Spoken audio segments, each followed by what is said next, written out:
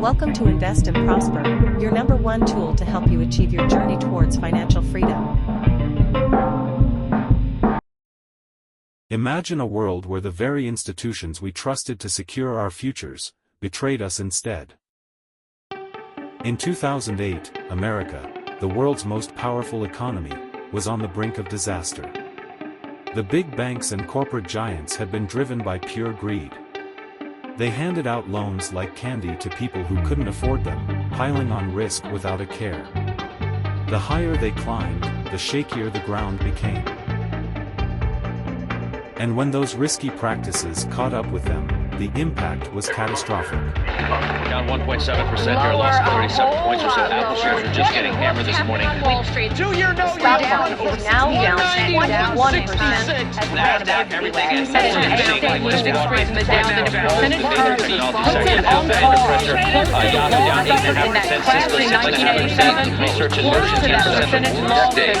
that means life, as most Americans know it, is about to change, in some cases dramatically. The housing bubble burst, markets crashed, and the entire global economy spiraled down. We're down 9%, today the Netflix over in Frankfurt is down by 9%. Unemployment soared, families lost their homes, and economies across the globe felt the shockwaves. To prevent a complete meltdown, the United States government stepped in and flooded the market with hundreds of billions, yes, billions, of freshly printed dollars to rescue the very corporations that created the crisis like AIG, General Motors, and Fannie Mae. This massive bailout was funded by us. The people who played by the rules, who worked hard and saved, were the ones who paid the ultimate price. It seemed hopeless, a rigged game. But just as this broken system hit its lowest point, a flicker of rebellion ignited in the darkness.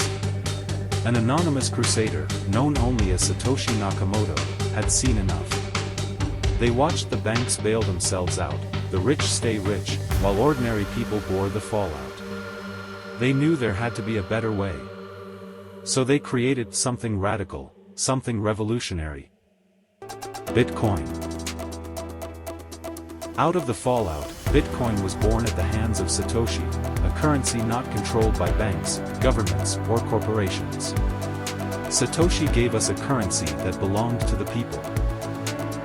But it didn't stop at being just a currency, it sparked a movement. A declaration that we don't have to rely on broken financial systems.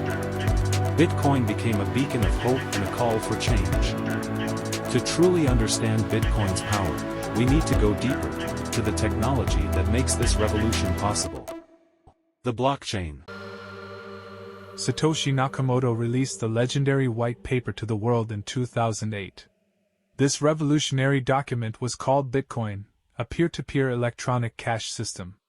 Here he outlined a vision for a currency outside of traditional banking, immune to the failures of centralized finance. It proposed a system where trust wasn't placed in banks or governments, but in technology and mathematics. And in early 2009, Satoshi mined the very first Bitcoin block, known as the Genesis block.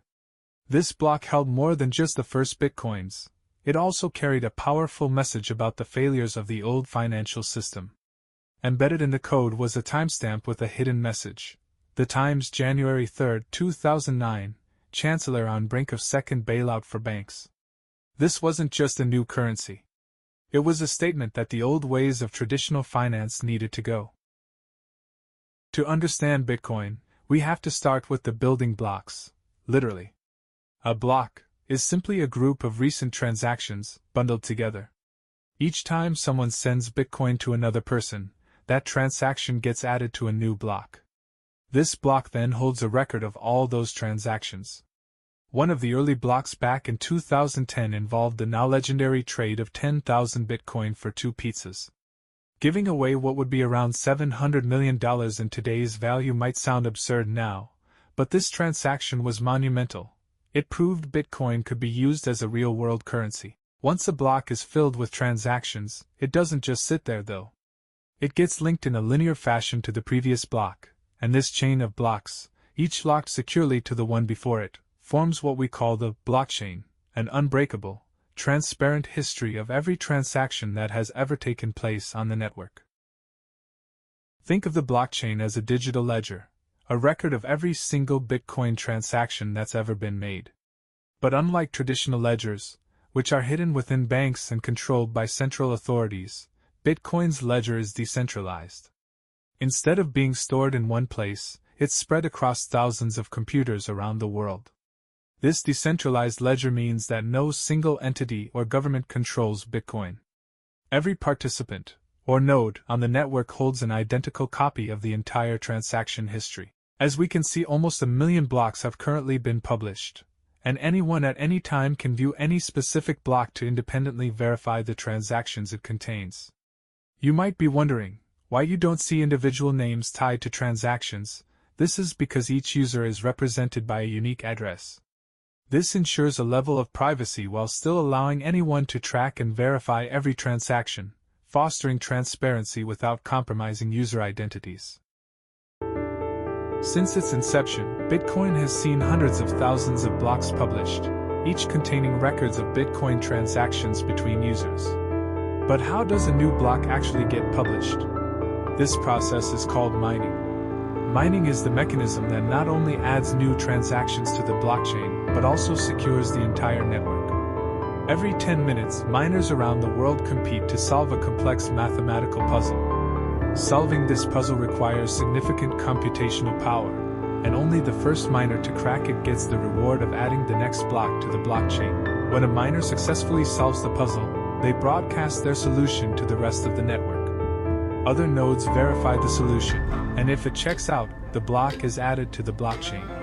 The miner who solved it is then rewarded with new Bitcoin, an incentive that encourages more people to mine, which, in turn, strengthens and decentralizes the network further.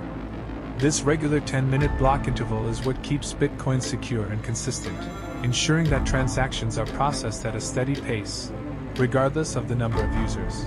This cycle of publishing new blocks every 10 minutes keeps the blockchain growing, securing its history of transactions and reinforcing the trust that users place in Bitcoin.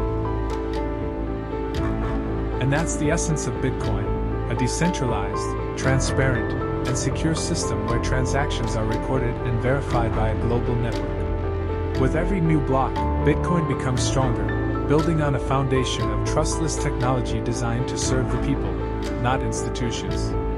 In the next video, we'll dive into the key attributes that make Bitcoin not only a revolutionary form of currency but an asset like no other. Bitcoin isn't just code, it's a movement, a challenge to the old financial order, and a glimpse into the future of money.